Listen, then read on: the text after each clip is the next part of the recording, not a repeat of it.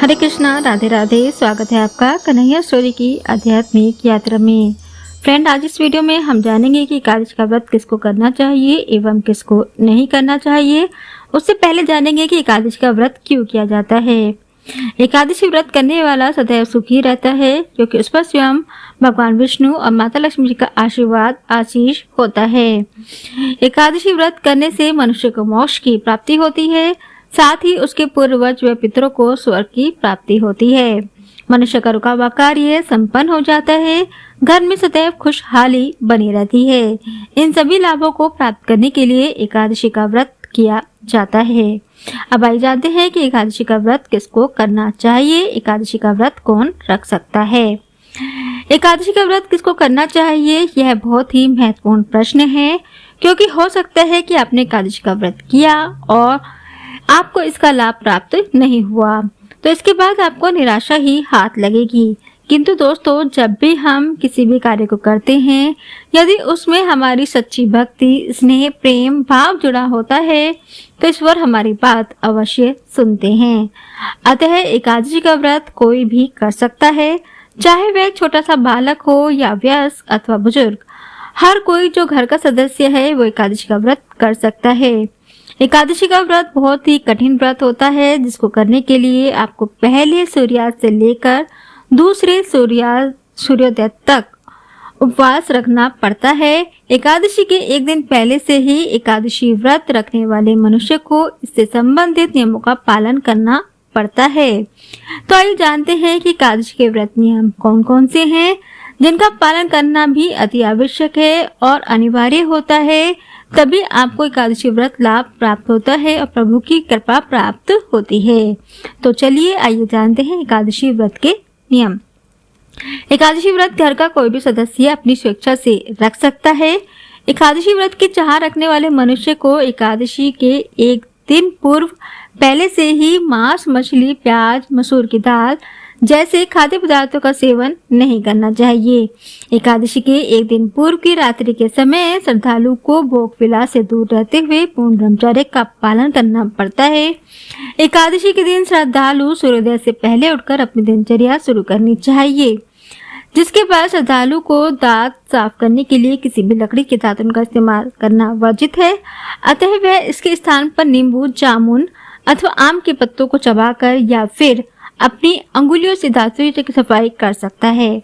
किंतु ध्यान रहे, इस दिन किसी भी पेड़ या पत्तियों को तोड़ना भी वर्जित होता है। अतः गिरी हुई पत्तियों का ही सेवन करें। इसके पश्चात आपको स्नान आदि करने के लिए साबुन का प्रयोग भी करना वर्जित है। स्नान संपन्न करने के बाद आपको मंदिर जाना है और गीता का पाठ करना होता है। चाहे तो किसी पंडित के द्वारा भी आप गीता का पाठ सुन सकते हैं। पाठ सुनने के पश्चात सच्चे मन से ओम नमो भगवते वासुदेवाय नमः मंत्र का जाप करें और भगवान विष्णु जी का स्मरण करें व प्रार्थना करें।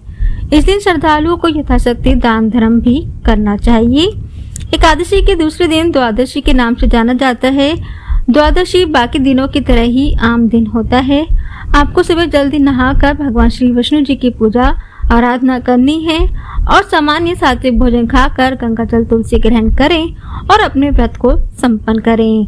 द्वादशी के दिन ब्राह्मणों में मिष्टान आदि की दक्षिणा देने का भी प्रावधान है, किंतु यह ध्यान रहे कि द्वादशी का कार्य हरिवास समाप्त होने से पूर्व ही संपन्न हो जाना चाहिए।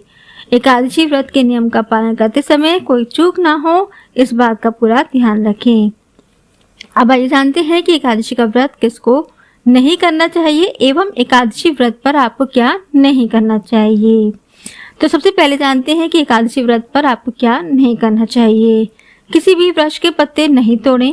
घर में झाड़ू लगाना सख्त मना है। ऐसा इसलिए ताकि झाड़ू लगाते समय छोटे छोटे जीव जैसे चींटियों के मरने का डर होता है और आपको एकादशी के दिन जीव हत्या का पाप नहीं लगेगा। एकादशी के दिन स्वयं का और घर के किसी भी सदस्य के बाल ना कटवाएं। एकादशी के दिन आवश्यकता अनुसार ही बोलें। कोशिश करें कि कम से कम बोलें। अपशब्द भाषाओं का प्रयोग ना करें। इस दिन चावल का सेवन वर्जित है, साथ ही किसी अन्य के द्वारा दिए गए कोई भी अन्न ग्रहण ना करें। कोशिश करें कि किसी भी प्रकार का विकार मन में उत्पन्न ना हो। यदि आप फलाहारी हैं तो गोभी, पालक, शलजम आदि का सेवन ना करें। इसके बदले आप आम, केला, अंगूर, पिस्ता, बादाम आदि का सेवन कर सकते हैं। अब आइए जानते हैं कि एकादशी का व्रत किसे नहीं करना चाहिए। एकादशी का व्रत वैसे तो हर एक मनुष्य कर सकता है, लेकिन जो लोग किसी बीमारी से ग्रसित हैं और अगर वे उपवास नहीं कर रख सकते हैं तो उन लोगों को एकादशी का व्रत नहीं करना चाहिए। साथ ही बुजुर्ग जिन्हें किसी भी प्रकार की तकलीफ है उन्हें एकादशी का व्रत नहीं करना चाहिए, लेकिन हाँ वो लोग भी फल खाकर एकादशी का व्रत रख सकते हैं, जैसे शास्त्रों में फलाहार रहना कहा जाता है। फिर वो फलाहार से उपवास रख सकते हैं, लेकिन अगर आप एक बार उपवास रखते हैं तो आपको बीच में उसे छोड़ना नहीं चाहिए, क्योंकि ऐसा करना पाप माना जाता है और कहा जाता है कि या तो आप एकादशी का व्रत रखो ही नहीं या फिर इस व्रत को पूरा संपन्न करो। एकादशी व्रत को बीच में कभी भी अधूरा नहीं छोड़ना चाहिए। अब भाई जानते हैं कि एकादशी व्रत का भोजन आहार कैसा होना चाहिए।